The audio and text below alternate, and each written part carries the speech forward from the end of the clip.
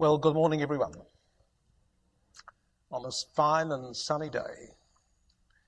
Now, this morning, as Brother Bob has mentioned, we're going to move our attention from our own lives, perhaps finding a partner in the truth, and thinking out now beyond ourselves to the matter of ecclesial life.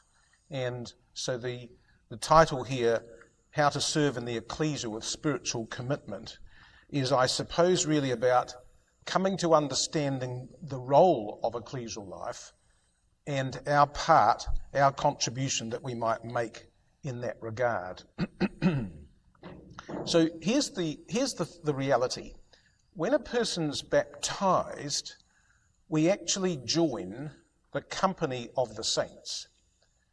Can anyone tell me what happens in your ecclesia when a baptism occurs? What's the actual sequence of events? When do baptisms mostly occur in your meeting, by the way? Is there a day of the week they normally happen? Any takers on that? Yes? So it could be Friday or the weekend. So anyone here have baptisms in their ecclesia on a Sunday morning?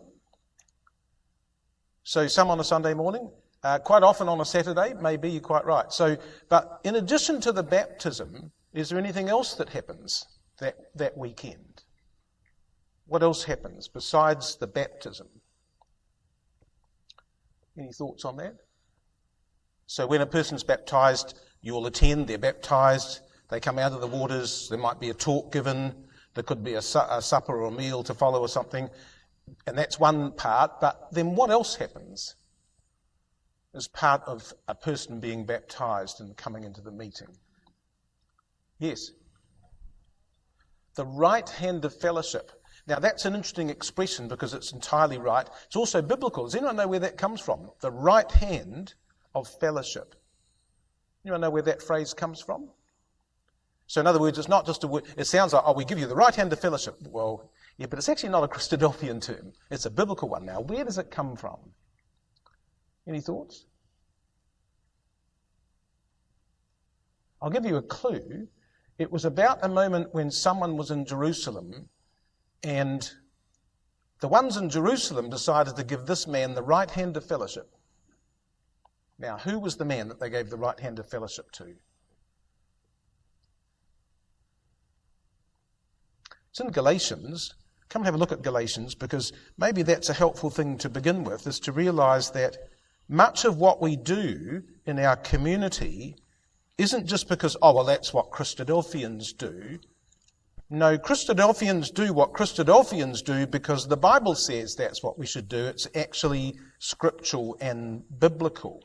So we're told in Galatians 2, reading from verse 7, it says, "But contrariwise, when they saw that the gospel of the uncircumcision was committed unto me, as the gospel of the circumcision was unto Peter, for he that wrought effectually in Peter to the apostleship of the circumcision, the same was mighty in me towards the Gentiles. And when James and Cephas and John, who seemed to be pillars, perceived the grace that was given unto me, they gave to me and Barnabas the right hands of fellowship, that we should go unto the heathen and they unto the circumcision." So they gave them the right hand of fellowship.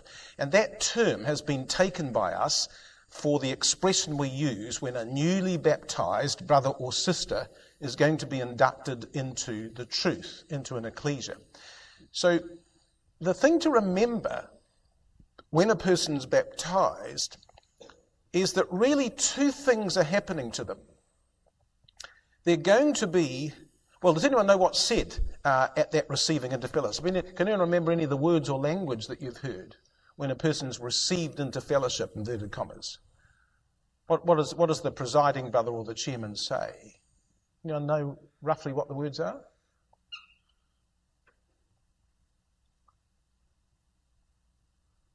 The chairman normally says something like, "On behalf of your brothers and sisters here in this ecclesia, and on behalf of..." Now, what else does he say? Have you never been to a baptism before? Who's been to a baptism? Right. Who's listened to what's said? So Have a crack at giving me an answer. What do they say? Remember at my very first session I talked about paying attention in life? If you don't pay attention to anything, you don't see anything, you don't notice anything. So what's said is important. So what do they say? I think there was a hand up, sorry. Was it yours? Yep. Yes. Now, that's good. On behalf of the Ecclesia, like the whole of the world, can I rephrase that for you? But you're right. So what's generally said is, on behalf of the brothers and sisters of this Ecclesia here, because they're going to join that meeting, they're going to be enrolled as members of that meeting, but then the chairman says, and on behalf of all those who meet worldwide on the basis of the Birmingham Amended Statement of Faith, we welcome you into the brotherhood. We extend to you now the right hand of fellowship. And so why that's significant is that brother's not just giving the new baptised person the right hand of fellowship to join Norfolk Ecclesia or Book Road Ecclesia. They're going to be enrolled as a member of that Ecclesia, but the group they've joined is the worldwide community of the brothers and sisters everywhere. That's the group they've joined. But you join it by means of entering in through one Ecclesia. So you can't be a member of the worldwide community but not be a member of an Ecclesia.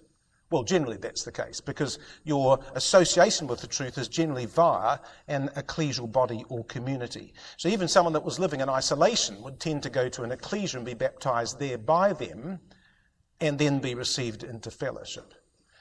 So we join that community. Do you know why? Because even though we call it the people meeting on the basis of the Birmingham Amended Statement of Faith, that's really another way of describing the seed of the woman community, the blue line community. You're joining the blue line community, and we're officially welcoming you into that community on this day. So the right hand of fellowship is deeply symbolic. So we don't give you the hug. It's the right hand of fellowship. It's the hand of greeting between friend to friend, brother to brother, sister to sister. And that's a very special moment in all of our lives when baptism occurs. And why this is important is because it reminds us that you're not being baptized to simply be an individual in your life. I've decided to get baptized, so yeah, but actually you have decided to get baptised, and that's excellent because it must be an individual decision. But now you're going to be inducted into a whole community of people, not just you. You will not be able to live your life as just me and my God. No, that is not how you will live your life in the truth. Because me and my God is essentially, intrinsically selfish. And so the whole purpose of the truth is to bind us into a community that we belong to, so that we might think beyond ourselves to the wider implications of working and contributing to a community, even though we have our individual faith. And I believe that at the day of the judgment seat, we won't just be held to account for what we've done in our own life. We'll also be held to account for what we've done for the community of Christ, or what we haven't done for the community of Christ. Because that's what we're joining. We're joining the household of faith. So let's have a look at that scripturally to start with in terms of the importance of the ecclesia.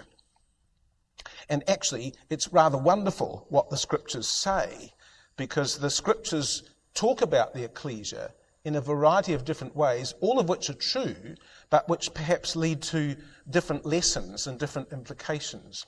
For example, there's a set of passages here, Romans 12, 1 Corinthians 12, Ephesians 4, that all talk about the ecclesia as a body.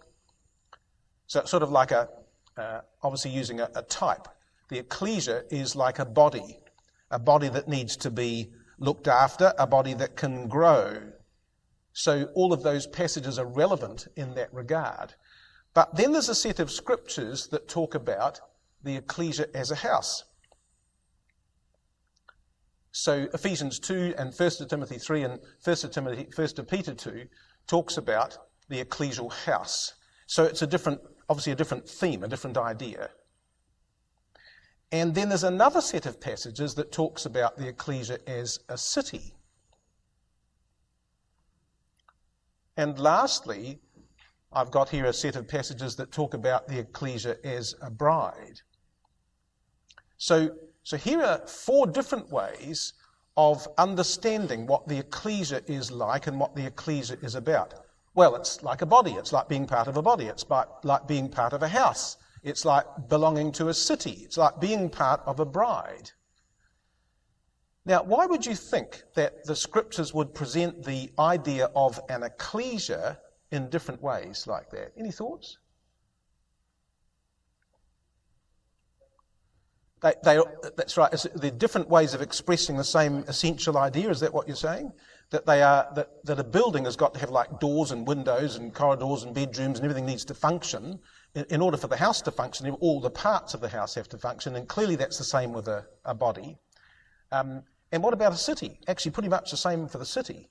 A city's got to have gates, a city's got to have shops, a city's got to have streets, a city's got to have people that actually manage the city. There's all sorts of implications for the governance and administration of a city. Absolutely right. And as a bride, well, there are various themes that might emerge from the idea of a bride.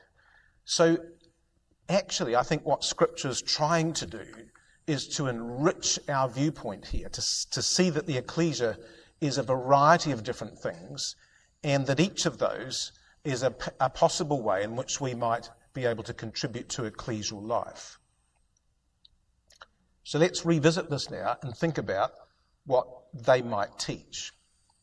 So you see, I think that the ecclesia as a body illustrates the importance of good nourishment and sound growth. That's what a body needs. So where's the matters of good nourishment in an ecclesia? Tell me what you think the areas of good nourishment are. Yep. Sunday school. Correct. Anything else? Yes. Study classes for the members, so Bible class, yes. Bible school would be a good illustration, yes. Anything else? Yes. Memorial service would be part of it. Do you call youth activities here CYC? Is that the same word in the Americas as it is elsewhere? So CYC activities. So in all of those things, whether it's Sunday school or CYC or Bible class or the memorial meeting or maybe even public lectures actually, incidentally. Hands up who have public lectures in their ecclesias. No public lectures? Sunday by Sunday? You do? You have Tuesday once a month. Okay, but you do have public lectures. Hands up those who've got seminars running. Okay, so there's a bit of a gap in the story here in terms of preaching the truth. So Brother Robert says in the Ecclesial Guide that an ecclesia to be balanced needs to focus on internal growth, which is Bible class, and preaching to those without, and that the ecclesia needs a balance of both those activities. Why do you think that would be important? Why should half of our work be preaching without? Yes? Yes, well, numerically, you could grow by preaching, we add to the numbers, but also it's a sense of focus. You see, even an ecclesia could say, let's all get together and let's grow ourselves. Forget about everyone else. Let's grow ourselves. And you can become so focused on your ecclesia that the rest of the world doesn't matter. So you could become very inward focused about just your meeting. So to preach to others is to widen your perspective back out to the other side of your responsibilities. It's a case of mindset, really. So an ecclesia that has really good Bible classes and really good public lectures, now that's a good combination, because you've got those two sides of nourishing within, but also of preaching without. So it's what we've just seen is that there are specific activities in ecclesial life that help to nourish the body with sound growth.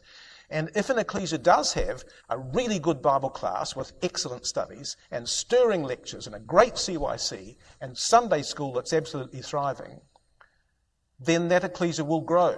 That body will grow. because it's being nourished. And if those things are not present and not happening, well, that's a responsibility of arranging brethren to say, well, what do we need to do? What can we do to make those aspects of our ecclesial life better, because we're not growing? And that's part of the challenge of ecclesial life, is how to face those issues and do the best you can. So what's interesting about that is just simply saying, oh yes, we have a Bible class, tick. Having Bible class may not cut the mustard. The question is, do you have a Bible class that's sufficiently interesting and stimulating so that people are growing spiritually, so that the body's being nourished? Have you got that Bible class? And if you haven't got that Bible class, what are we going to do about it? So this is part of growing the body. But remember, we said that in addition to that, there's also these references that talk about the ecclesia as a house. And a house illustrates the importance of careful building and wise conduct. So if you're to think about things now that relate to the careful building of the ecclesial house, what aspects spring to mind within an ecclesia that relate to building the house? Any thoughts? Slightly different to nourishing a body. How do you build a house, by the way? What's a very good way to build a house? Yes? Start with the foundations. It's an excellent idea. It's very difficult to start with the windows. But you see, the foundations become crucial, because what do the foundations do? They first of all make sure that the building is level. You do not want, ideally, a house where your bedroom on the top floor has got problems because the foundations weren't level. So how do we level the foundations? Well, we make sure that all the things that relate to the foundations of spiritual life are level and established. What might that be? Can you think of what the foundations might be of the ecclesial house then? How do we build level foundations? Yes. Christ. Now, be more specific. Yes? Right? So how would we follow his example? Now we're getting warmer. So do you know there's a good phrase that you could think of that attaches to that? There's a set of references that talk about the commandments of Christ. So Old Testament talks about the commandments of God, but the New Testament mentions the commandments of Christ. The commandments of Christ. So how do we follow Christ? Answer, by learning his commandments and following those. Because that's much more specific, isn't it? If we say we're going to follow Christ, well, what does that mean? That's too general. So one of the key things about focusing attention, you must always get down to the concrete, to the granular, to the detailed. How do we follow Christ? Answer, by following his commandments. Well, where are those? Well, you need to find them. But they're there. Incidentally, in the Christadelphian Statement of Faith, we have 3 sections. Anyone know what the 3 sections are in the Christadelphian Statement of Faith? Because I'd say this is the foundations of the house. Anyone know what the 3 sections of the Statement of Faith are? Yes? Doctrines to be rejected is correct. It's the second one. So if that's negative, what would be positive that comes before that? Yes?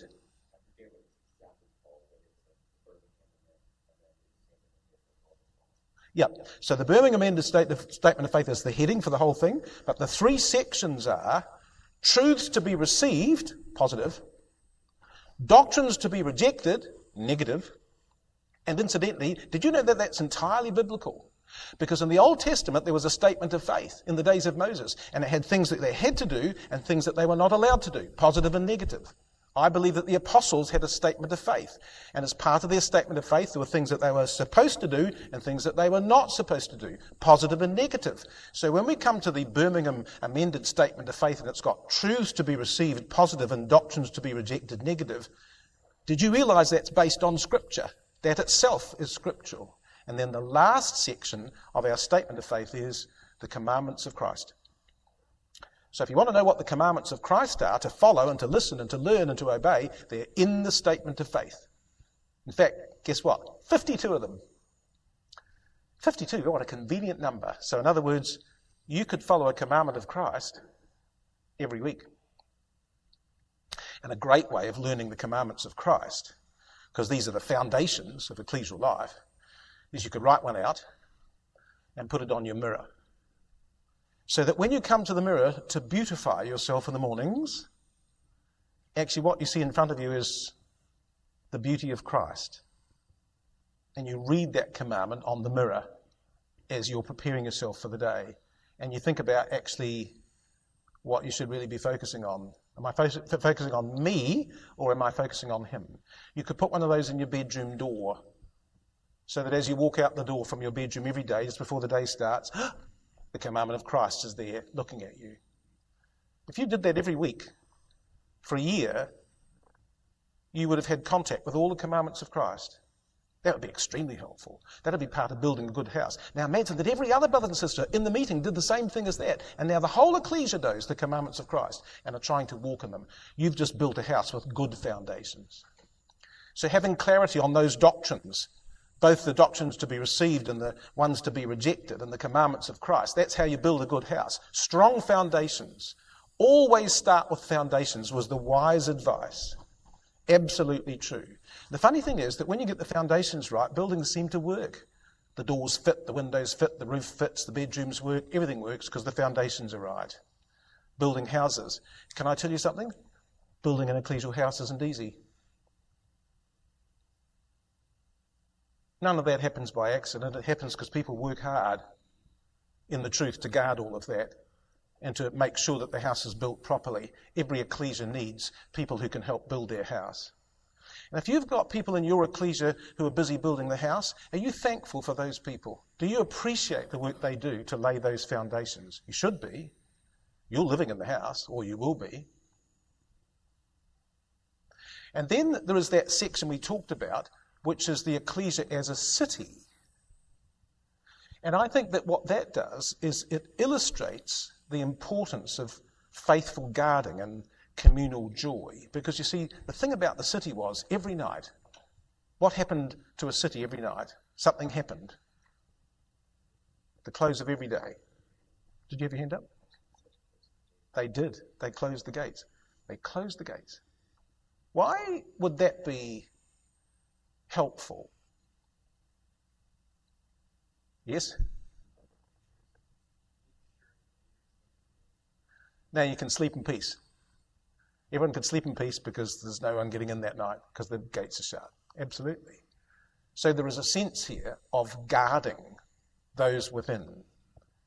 So what do you think there would be in ecclesial life that guards the community? Any thoughts on that?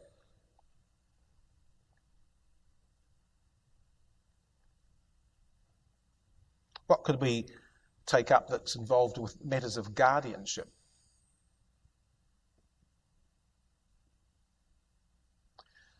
Well, again, you can think of several things, but one of the things I believe that would be correct in ecclesial life is that the ecclesia's got certain processes and protocols, certain arrangements that they follow, and that guards the integrity of the community down through time.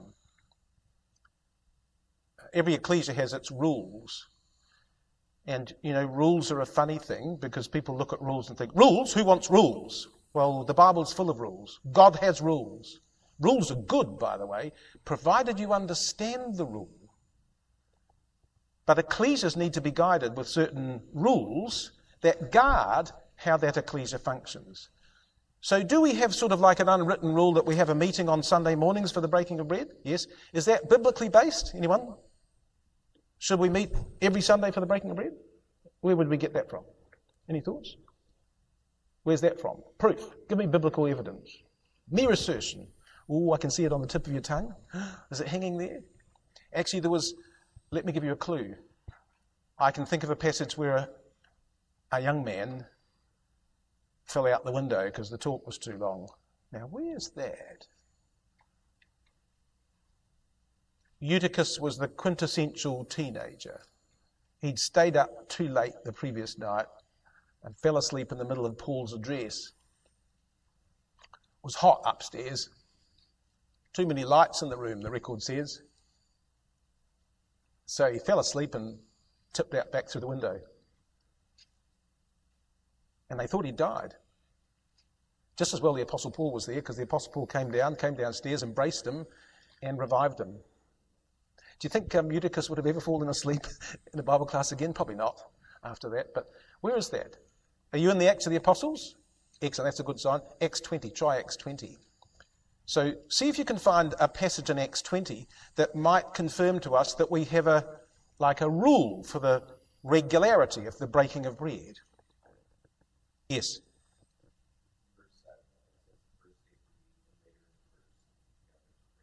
Okay, got it. So verse 7. So on the first day of the week. What day of the week is that?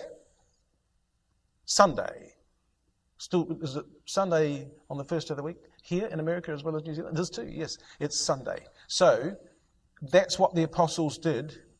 They established a rule. Now, incidentally, that rule was linked to what the Jews did in previous times, because they broke bread on what day of the week? When did the Jews have their celebration? On the 7th day of the week, on the Sabbath. So what do you think the significance was of the apostles having the breaking of bread on the first day of the week? Any thoughts? Why do you think that day was significant? Why on the first day of the week? Well, clearly it was sort of partly to distinguish them from the Jews, not the 7th day, but why the first day? Why not the 3rd? Yes. Ooh, the first thing that comes to your mind on the first day of the week. Except that's true, but for people in those days, every day was the same. Many of them were slaves, and so every day was the same. They were a slave every day. But think about the first day of the week. 1, 2, 3, 4, 5, 6, 7. How could you also describe the first day of the week? 1, 2, 3, 4, 5, 6, 7. Yes, but try it again. 1, 2, 3, 4, 5, 6, 7, 8. What's 8 symbolize? Scripturally, what does 8 symbolize? Anyone know? It's the symbol of the resurrection. It's the resurrection number. So can you imagine why that might have been a fantastic day for the brothers and sisters to break bread? It celebrated the resurrection of Christ. It distinguished them from the Jews who met on the 7th day, and so the disciples met on the 8th day. Oh yes, it was the first day of the week, but it was also the 8th day. And it had its own special associations, therefore, with the death and resurrection of Christ. So we're here to guard certain things. So here's my point with regard to that. Having the breaking of bread on a day of the week is a biblical rule, if you can put it that way. But it's a rule we gladly follow because we want to follow. Rules only have to be bad if you want them to be bad. You can look at a rule and either say, oh, this is something I must comply with as a law, or you can look at a rule and say, this enshrines a divine principle which I want to uphold in my life because it's God's principle. You can look at the same thing two different ways. It's your mindset to choose. So guarding the things in ecclesial life is how a city functions. You want a city to work? You need to guard it, both from within and from without. And then lastly, remember it says that the ecclesia was a bride. And that illustrates the importance of loving preparation and holy living. That this ecclesia is actually getting ready for Christ. So if our lives are getting ready for Christ, then how should we live? What do you think we should do to get ready for Christ? How do we prepare? How do we live holy lives as someone that's waiting for him to come? Now, don't you think that's interesting, is that the scriptures, therefore, present the idea of the ecclesia in those different ways to stress that there are different aspects of ecclesial life that we ought to treasure, that we ought to value, and that we ought to participate in. Now, here's another thought. Do you know that the ecclesia is the official unit of fellowship? What do you think I mean when I say unit of fellowship? Any thoughts on that? The ecclesia is the official unit of fellowship. Actually, the word official is not good. The ecclesia is the biblical unit of fellowship. What would unit mean in this context? Any thoughts? Unit of fellowship. Yes. The what? Yes, it's like, can you think of two ecclesias that are close by in your area? What ecclesias would you have where two ecclesias are quite close to each other physically? You could drive from one to the other in a reasonably short time. You don't think of two ecclesias like that in your area? What ecclesia are you in? How near is the nearest ecclesia? How long? An hour? So let's say it was an hour. You can speed if you like, but let's say it was an hour. Here's the point. Those two ecclesias are sort of, like close enough to one another. But here's the thing, that each of those ecclesias are scripturally a unit by themselves. They function like a whole cosmos or world within themselves. They talk to each other, but your ecclesia doesn't tell that ecclesia what to do, even though they're only an hour away. They run their own ecclesia. You don't run it for them. And conversely, they can't tell your ecclesia what to do because they're like a unit of fellowship in themselves. Now, there was something wise about that because, you see, notice what it says. Acts 15, they ordained elders in every ecclesia. Each ecclesia was like a little flock, and it had its own shepherds. Acts 20 verses 17, he called for the elders of the ecclesia and said, you over which the flock over which you've been made the overseers. So they were like shepherds. Titus chapter 1, I ordain elders in every city. By the way, when it says in Titus 1, elders in every city, why would there be ecclesial elders in a city? Do you think the city would be happy to have ecclesial elders?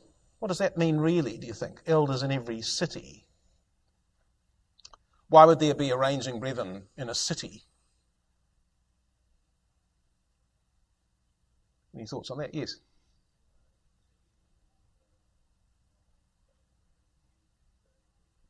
Yes, it could be, but I think on this occasion it's because in most cities there was an ecclesia. So I come from Christchurch, and so because I'm from Christchurch, there is an ecclesia called Christchurch. So it's the name of the city, but it's actually the elders were ordained not for that city in terms of a worldly city, but for the ecclesia in that city that bears the same name. So, and in fact, what happened in my city is we started with what was called the Christchurch Bible Hall Ecclesia, and that was started in 1890 because of a visit from Robert Roberts. And then it grew, and then we had Christchurch Suburban Ecclesia, and then the Suburban Ecclesia that I'm part of grew, and then we decided to divide it into two meetings, and that was Christchurch North and Christchurch West. And so suddenly you've got Christchurch Bible Hall Ecclesia, Christchurch North Ecclesia, Christchurch West Ecclesia, and then we've got Christchurch Parklands Ecclesia and Christchurch. And so now we've got 5 ecclesias, but they're all Christchurch ecclesias. They're in that city. But the elders that were being ordained in every city by Titus were cities in Crete where there was a meeting in that town. And of course the elders weren't being ordained as elders of that whole city, but they were being ordained as the elders of the ecclesia in that city that bore that name. So hands up here who are in an ecclesia that actually bears the name of their city. I do, Christchurch. Oh, I'm Christchurch North. Who else is in an ecclesia that's actually... What ecclesia are you from? So Moorestown is a city? Or a town at least. So anyone else? So is everyone else in ecclesias that... So is Echo Lake an area? Yeah. So it's maybe not big enough to qualify as a city, or it is? But it could be a town, yes. But the ecclesia bears the name of that town, which was sort of logical, really, because that's how you identify where ecclesias were. So for most of the world, ecclesias often have connection with their city names. And then lastly, the 1 Peter chapter 5, the elders which are among you, I ask to feed the flock of God. So they were really like shepherds of the flock. But the point is that Christ's flock is actually worldwide. But you can't belong to a worldwide flock in any meaningful way. So what happens is God puts each of us in one little flock. And that's got the shepherds of that flock. And he asks you to actually be in that flock. And that flock is like a unit of fellowship all by itself. But it also has responsibility. That was interesting. I didn't think I'd done anything at all, actually. So it also has responsibilities to the wider flock of the whole community of Christ. Does that mean? It's coming unplugged. That's disastrous. So every ecclesia is like actually a cameo of the whole body of Christ worldwide. And so in each ecclesia, in each city, all those principles of the ecclesia as a house or a bride or a body are going to be outworked in that one place. Here's what's interesting. You've been, when you're baptized, you're inducted into the worldwide community of Christ, the seed of the woman community. But the reality is, for most of your life, you'll never see most of those people. Who's got a grip on how many Christadelphians there are right now worldwide? Any thoughts on that? Yes? That's a bigger number than I've heard, but it could be possible, yes. So how many of that, what, have you got another number? 70,000. Well, let's take the midway point between 70,000 and 120. Where would we get to?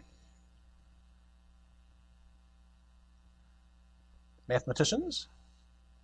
So let's say 90,000, 95,000. So here's the point. How many of those are you going to meet in your lifetime? Very few. Most of the brothers and sisters alive right now in the world, you'll never see them, never meet them, never know them. You hope to in the kingdom age, but right now you won't, and you can't, because it's just too big. And that's why God says, I'm going to put you into a particular ecclesia, and for most of your spiritual life, you will live your life as part of the household of faith, but just in that one place. And your service to the body of Christ worldwide will be in your home ecclesia, where God's placed you. That's not only where you belong, but that's where you will contribute, because that's a God-appointed unit of fellowship. So each ecclesia is like the worldwide flock in cameo form. And the principles of the truth can be outworked just as well in your ecclesia as it could if you were desperately trying to run around the whole world to keep in touch with everyone, which you couldn't do anyway, so you better not start. Now that perhaps brings us to our next thought, and that is, so if that's the case, and we're inducted into the worldwide body at baptism, but also into, so remember I talked about the fact that you're enrolled as a member, so you have a membership of a certain ecclesia, but you're also part of the worldwide body at the same time. But that membership that you have within an ecclesia is what brings now to you certain responsibilities. So actually, if we were to focus then on our service, I think it's helpful to think about an ecclesia from this perspective of how that service in the truth might happen. And at this point, I'm going to put this up on the screen, and then I'm going to give you just 5 minutes to sit and think about, chat in your tables about how you think you might best contribute to this, to the ideas on this slide. So what we've got is that at the heart and soul of ecclesial life is the doctrine of God manifestation. I believe that that is the key to the truth. That's what makes the truth special. That's what distinguishes the truth from the Christian community around us. God manifestation. And if you don't get God manifestation right, incidentally, that's the foundation. If you don't get it right, the other doctrines don't make sense, including the atonement. And because other churches do not understand God manifestation, they also do not understand the atonement. They do not have a proper view on the atonement because they do not understand God manifestation. Absolutely crucial. The foundation stone. But then inside ecclesial life, I think there are things that we could describe as matters of worship. And then there's matters of witness. So remember we talked about those two things to start with. So you've got the memorial meeting on the one side and the public lecture on the other. So there's the first thing. If you're in a meeting where there's no public lecture, you might want to have a think about that. Then there's matters of learning. That's where our Bible class comes in. Sunday school, CYC. Then there's matters of service. All the other activities of ecclesial life. And then finally, there's matters of order. And so order relates to those regulations and rules that might help for the wise governance of the ecclesia. So I'll just show you this. You probably can't see this from the back, and I understand that. But this is the core values document of my ecclesia at home. So that big circle is about God manifestation. So it reminds us that that's what the truth's all about. Inside, we say, okay, that circle now is the little one at the top, God manifestation. And then underneath that, we've got each of those areas, matters of worship, matters of learning, matters of order, matters of service, and matters of witness. And under each of those, we've got objectives of what we're trying to do in each of those areas of ecclesial life. So worship, for example, is to elevate God's holiness as Christ exalted him. And learning is to understand God's mind as Christ knew him. And order is to uphold God's principles as Christ honoured him. And service is to manifest God's character as Christ revealed him. And witness is to declare God's purpose as Christ proclaimed him. And then under each of those, we've got specific objectives that you want to try and achieve. And underneath that, we've got the actual activities in ecclesial life that are designed to fulfill those responsibilities. Now, why that's good is because it enables our particular ecclesia to say, okay, and you remember that comes from the slide yesterday with regard to the role of men and the role of women, is there's all these things that can now be done in ecclesial life, but we've got to think about how best we might be able to contribute to the truth service in those areas. And I believe there's something for everyone in ecclesial life if we desire to serve.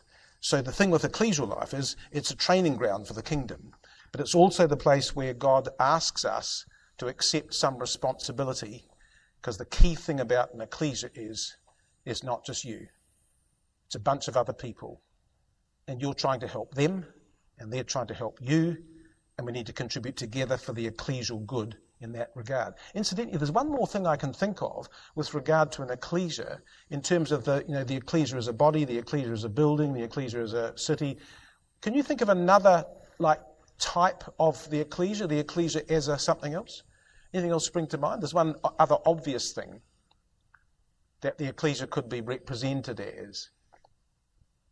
Any thoughts? And maybe it's helpful in this particular regard. We could have put up, and maybe we should have, the ecclesia as a family. In the adult classes, we're doing Philip the Evangelist, and yesterday we talked about the Ethiopian eunuch. Remember the Ethiopian eunuch in Acts 8? I think he was a very lonely man. And when he was baptized, he joined the family of God.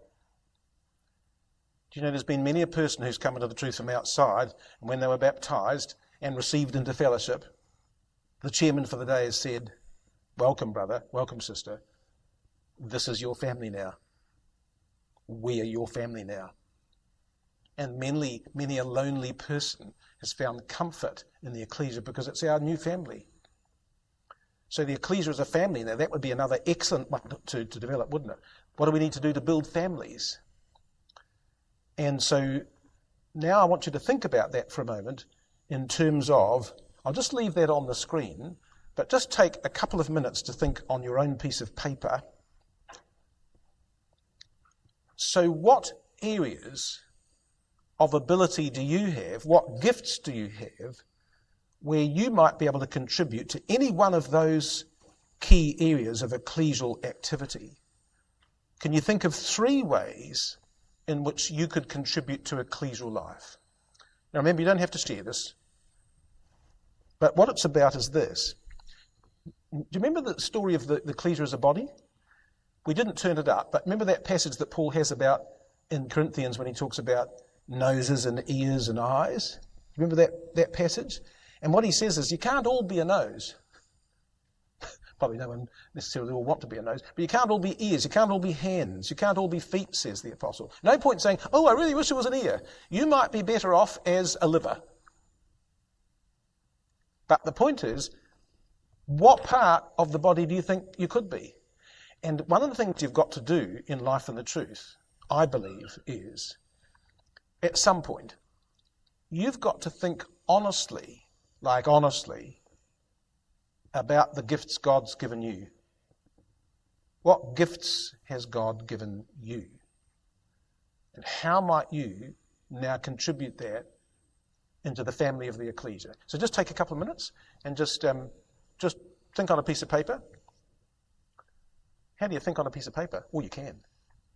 Just start thinking on a piece of paper about what God-given talents you've got that you might be able to contribute to the truth service. And what area would it be? Would it be in matters of worship, matters of learning, matters of order, matters of service, matters of witness? Where do you feel you've got a strength? You might remember, I don't know if do you come to the evening sessions or do you have separate classes at night? Separate classes? Oh, you can't. So I did a study on Andrew earlier on. Do you remember the story on Andrew? So Andrew had this real gift of being friendly. And not everyone's got that gift. But would that make you someone suitable for gospel proclamation? Because you've got the gift of friendliness that Andrew had. What gifts have you got? Right, a couple of minutes. Just have a wee think.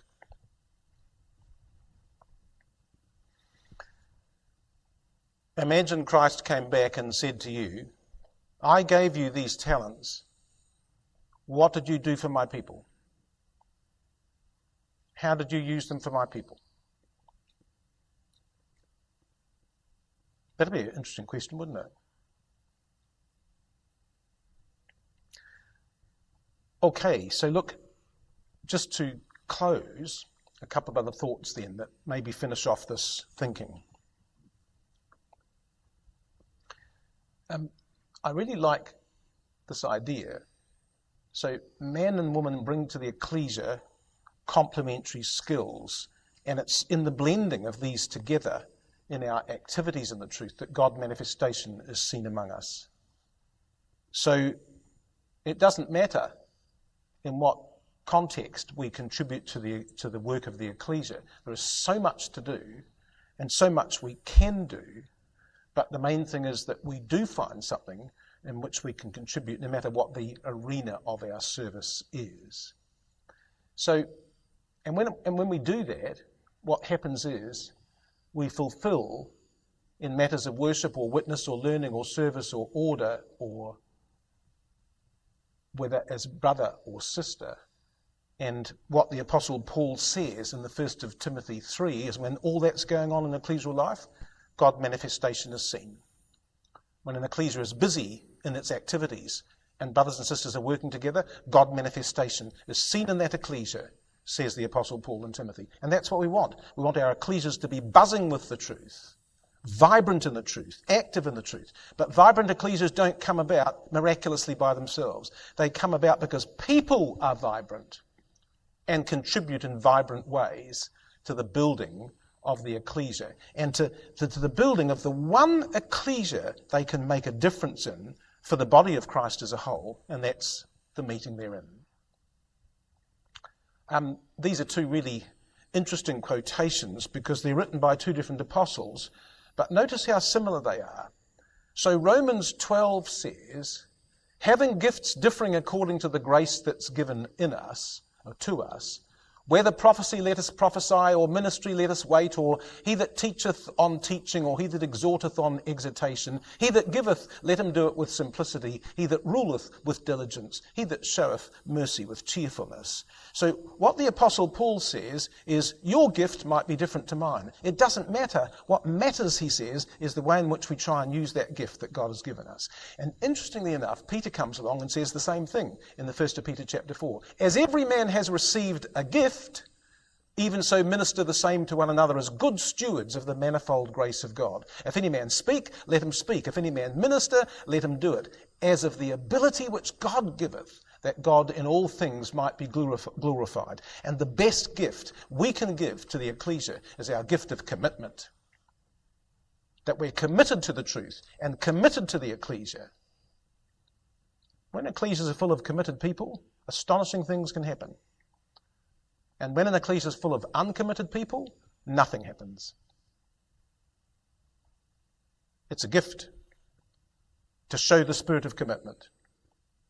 And ecclesias everywhere in the world desperately need committed brothers and sisters, especially young ones, who arrive with vibrancy and enthusiasm to start their work in the work of the truth and to guard what's come before them so that they can pass it safely on to the generation that comes after them. So that gift of spiritual commitment, that's the best gift we can all bring into our service in ecclesial life. And lastly, just look at these three passages and notice the key ideas. So we're one body, says Romans 12, but every one makes a difference. We're one body, says the 1 Corinthians 12, but every man contributes. We're one body, says Ephesians 4, but every joint supplies, and every part makes its contribution. The one, the individual. The group, the single. And that's what ecclesial life's all about, is every individual coming to the truth to make a difference in terms of their own contribution. How much better would ecclesias be if we all arrived and said, what can I contribute as an individual that this ecclesia might flourish in this place to the honour of God? So can I commend that thought to your attention? Because what I can promise you is this. When you live in an ecclesia that feels like it's your family, it's just the best place to be. Because it is family. It's the best family you could ever belong to. It's the family that will never desert you.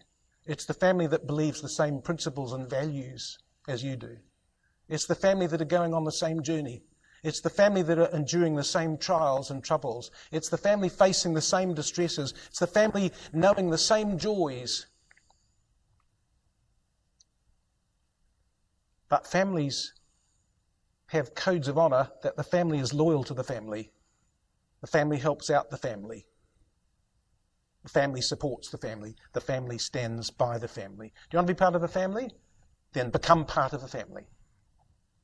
Take up your work in that family to contribute to it, in whatever ecclesia might be found, so that when our Lord comes, we might join into that greater household and be thankful that he's called us to the hope of the kingdom, and that time when the entire community of Christ will be gathered together in one.